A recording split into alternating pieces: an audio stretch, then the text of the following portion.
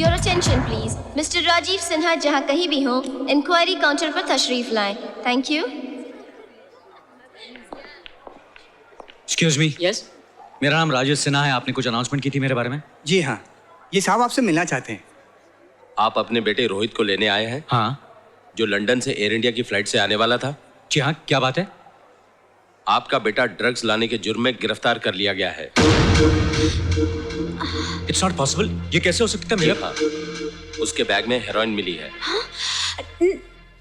Dad यूं समझ लो किस्मत अच्छी थी कि बाल बाल बच गया. एकदम मेरे जैसा बैग था जो कि मैंने एन मौके बता दिया. नहीं तो इस वक्त जेल में चक्की पीस रहा होता. लेकिन रामलाल श्यामलाल का लाखों रुपए का घाटा हो गया ना. अरे जान बचाना तो अच्छी बात है बेटे, लेकिन वो ड्रग्स का बैग किसी तरह भी बाहर आ जाता ना तो दोनों बाप बेटे ऐश करते.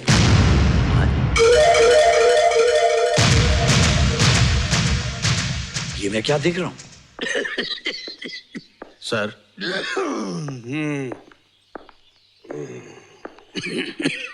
प्रोसिक्यूशन का नया केस है सर. मुझसे कितने केस हैंडल करने की उम्मीद की जाती है खन्ना. अपना केस तो मुझसे हैंडल नहीं हो रहा.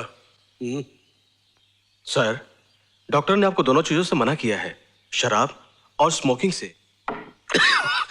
बेचारा डॉक्टर और कर भी कह सकता है. खैर, केस के बारे में बताया जाए. किसकी मौत आई है? सर, ये केस रोहित नाम के लड़के के बारे में है जो लंदन से आया है और ड्रग्स के जुर्म में पकड़ा गया है. इसमें कौन सी खास बात है? ये केस को तो तुम खुद हैंडल कर सकते हो. इस केस की अहमियत यह है कि ये लड़का आपके दोस्त राजीव सिन्हा का इकलौता बेटा है.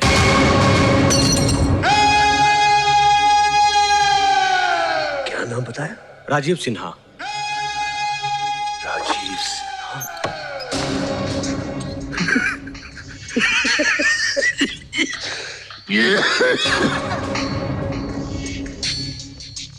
राजीव सिन्हा. आखिर किस्मत ने मुझे मौका दे ही दिया. देर आए दुरुस्त आए. अब मैं बदला लूंगा. उसके बेटे को जिंदगी भर के लिए जेल की कोठरी में फेंक दूंगा. राजीव को बदनाम करके रख दूंगा. वो दोनों मेरी मुट्ठी में, मेरी मुट्ठी में. राजीव और सीमा. वकील साहब, मेरा बेटा बिल्कुल बेकसूर है. वो ऐसा गुनाह नहीं कर सकता.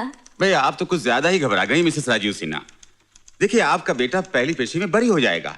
Don't worry. हमारे स्टाफ ने एक सबूत का पता लगाया है और उस सबूत से आपका बेटा बिल्कुल बेकसूर साबित होता है. ये देखिए, आज का अखबार देखिए. इस तस्वीर को जरा गौर से देखिए. ये चीफ मिनिस्टर खड़े हैं और इनके पीछे सामान की एक ट्रॉली नजर आ रही है. इस ट्रॉली पर एक सूटकेस और एक बैग रखा हुआ है. दरअसल ये बैग आपके बेटे रोहित का है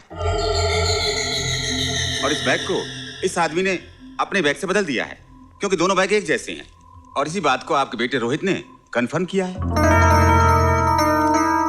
ये कोर्ट में साबित हो सकता है? बिल्कुल भाई. वो कहते हैं ना कि चोर हमेशा अपनी कोई न कोई निशानी छोड़ ही जाता है. अब देखिए, इस तस्वीर को आप जरा गौर से देखिए. हम इस तस्वीर को ब्लो अप करेंगे और सूटकेस पर लगे टैग पर हमें नाम और पता नजर आ जाएगा. यानी कि उस मुजरिम का नाम और पता. कल तक तो खैर मना रहे थे, आज मातम करो. क्या बात है डैड? अबे ये देख, मिनिस्टर के साथ तेरी तस्वीर भी छपी है. डैड, इसमें तो सिर्फ बैग नजर आ रहा है. मैं क्या दिखाई दे रहा हूँ? अरे कभी तो अपनी अकल इस्तेमाल कर लिया कर. तेरा क्या ख्याल है, फोटोग्राफर ने एक ही तस्वीर ली होगी? अरे किसी तस्वीर में तेरी शक्ल नजर आ गई ना तो हमारा कच्चा चिट्टा सब खुल जाएगा. अरे तुम मुझे भी चक्की पीसनी पड़ेगी. तो अब क्या करें डैड? अबे डैड के बच्चे, उस फोटोग्राफर का पता लगाकर फोटोज और नेगेटिव्स हासिल करने पड़ेंगे हमें. Very good. बहुत बढ़िया काम किया तुमने. इसके नेगेटिव्स मुझे दे दो. अभी लाता हूं. बिल्कुल साफ साफ नजर आ रहा है मुझे उनका चेहरा. अरे ये क्या किया आपने? समझदार आदमी वो होता है जो सवाल नहीं करता है और उसके बस इनाम पाता है. 20,000 रुपए. अब एक काम करो, अलीगढ़ का बड़ा सा ताला खरीदो. इस दुकान पे लगाओ और यहां से 9-2-11 हो जाओ। तुम्हारे लिए यहां का मौसम खराब हो सकता है।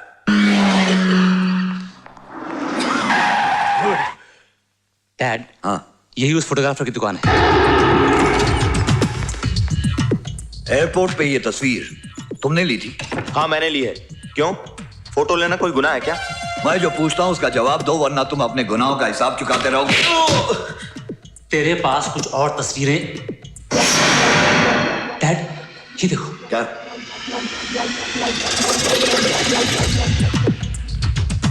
जब तबाही आती है ना तो तस्वीर बनकर आती है। ये देखो, तुम्हारी शक्ल साफ नजर आ रही है।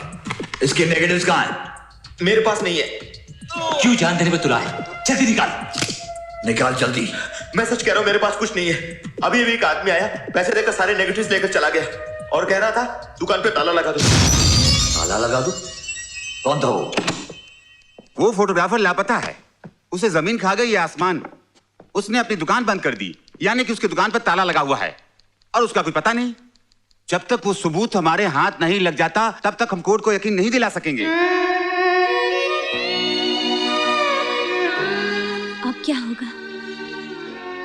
और कोई रास्ता? बना बनाया केस था, लेकिन अब वो उलझ गया है। ऊपर से वो कमबख्त सड़ा पब्लिक प्रोसिक्यूटर जो हमेशा जला भुना बैठा रहता है। वो पब्लिक प्रोसिक्यूटर नहीं है, जल्लाद है, एकदम जल्लाद। कौन है वो? Amar Saxena. Oh my God, Amar. Sir, आपने रोहित के केस को बहुत पेचीदा बना दिया है। उसे बरसों की सजा हो सकती है। एक बात याद रखो, दोस्ती करो तो जान दे दो, दुश्मनी करो तो जान ले लो। बीच का कोई रास्ता नहीं होता। लगता है राजीव सिन्हा ने आपको बहुत गहरी चोट पहुंचाई है। ऐसी चोट पहुंचाई है जिसे मैं मरते दम तक नहीं भूल सकता।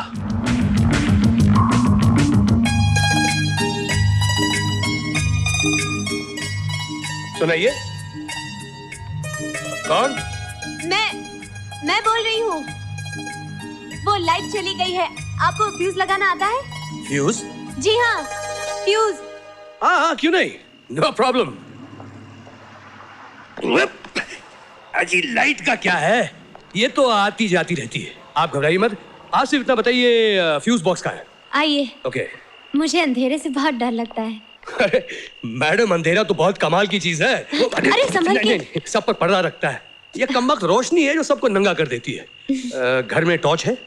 नहीं है। माचिस तो होगी? माचिस? माचिस आग लगाने के काम आती है। माचिस कहीं पड़ी होगी। और एक तार, क्योंकि तार के बिना एक सिरा दूसरे सिरे से नहीं जुड़ता। मैंने आपको बुलाकर कहीं गलती तो नहीं कर दी? जी? हाँ नहीं, कुछ नहीं। इसका फैसला इतनी जल्दी मत कीजिएगा। हाँ? अच्छा, ये लीजिए तार और ये माचिस। Thank you, thank you. 2 minute का काम है, लगाना है।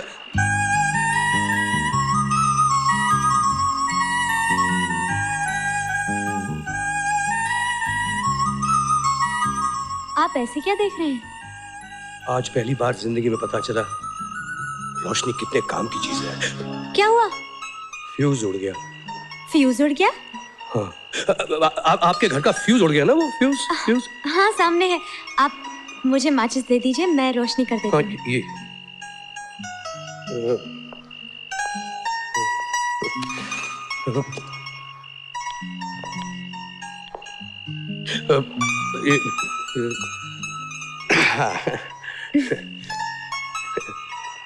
देखिए, मेरी बातों का बुरा मत मानिएगा।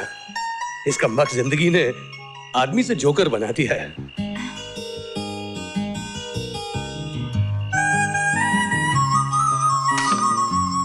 रोशनी आ गई। रोशनी आ गई? हाँ, आ गई। आपकी वजह से। Thank you. नहीं, थैंक यू तो मुझे कहना चाहिए। Thank you. Thank you. Thank you. बिना मांगे मैं आपको अपनी कीमती राय देना चाहता हूँ। फरमाइए अपनी कीमती राय। 3 चीजें याद रखिए। एक, घर में एक टॉर्च रखिए। दूसरी, किसी अजनबी को अपने घर में मत बुलाइए। तीसरी, आइंदा आपका फ्यूज खराब हो तो सिर्फ मुझे बुलाइए। बाय। बाय।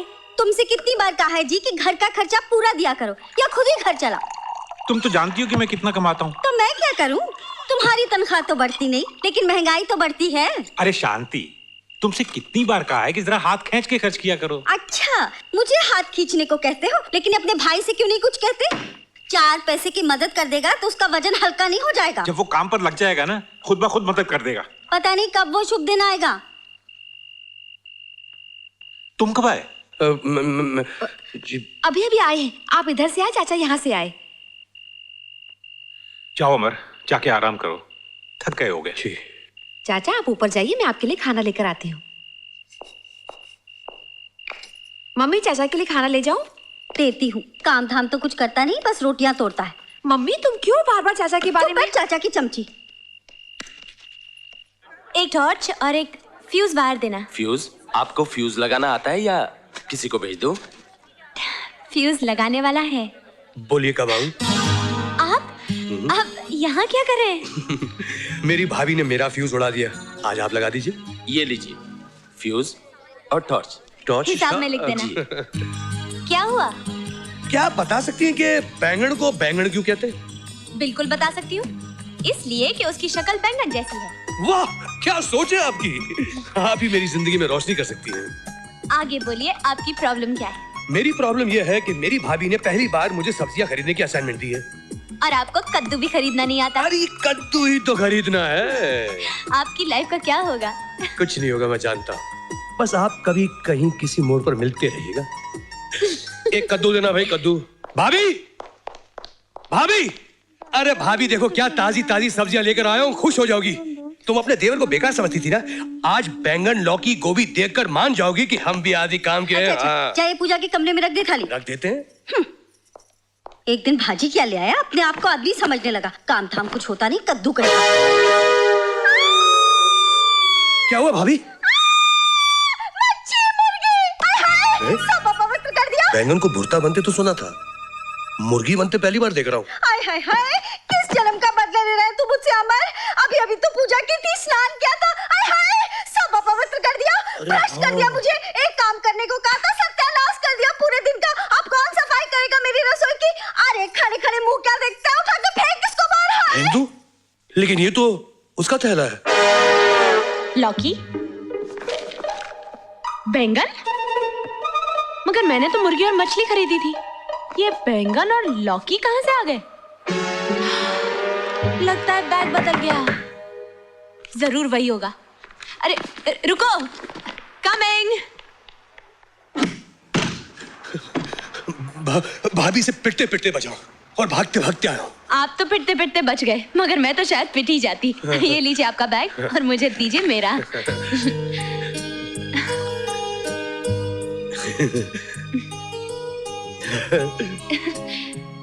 क्या कहा? जी? चाय? इतनी तकलीफ करने की क्या जरूरत है? जी मैंने चाय? अब अगर आप इतना फोर्स कर ही नहीं है तो चलिए, लेकिन एक शर्त पर पीऊंगा, अगर आप मेरा साथ देंगी तो। आपका साथ? चाय पर? चाय, ऑफ कोर्स, चाय चाय पर। जी लीजिए। थैंक यू सीमा। सीमा? आपने मेरा नाम कैसे जान लिया? आपकी इस नोटबुक से। वैसे आपका नाम बहुत खूबसूरत है।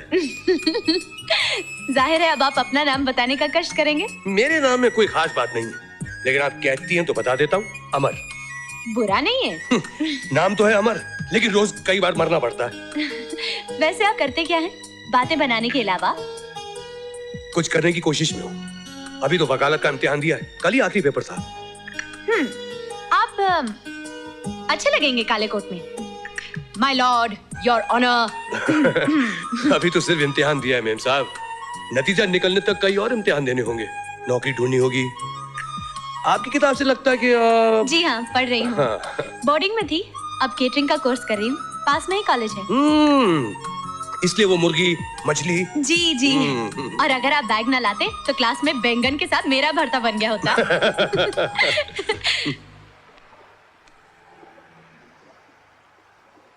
यहाँ से गुजर रही थी, सोचा तुमसे मिलती जाऊं। मेरी मौसी अमर है। कल नाइट इन्होंने फ्यूज, आज बैग बदल गया था। सीमा जी जी? अगर हमारे बैग नहीं बदलते तो मैं मौसी से कैसे मिल पाता? नमस्ते मौसी जी। नमस्ते। अच्छा तो मैं चलता हूँ। वैसे चाय बुरी नहीं थी। बैठ सकते हैं? Thank you.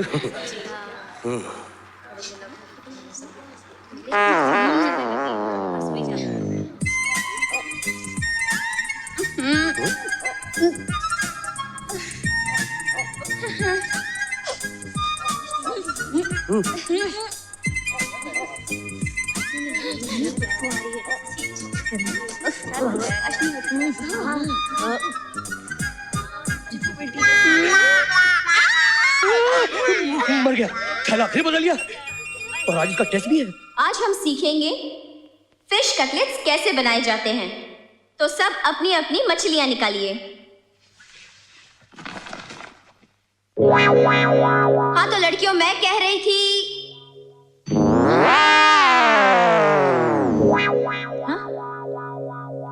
ये क्या है? बैंगनी मच्छी। अरे सीमा फिर गड़बड़ हो गई। मेरे बैंगन तुम्हारे हाथ में और तुम्हारी मुर्गी मछली मेरे बैग में है।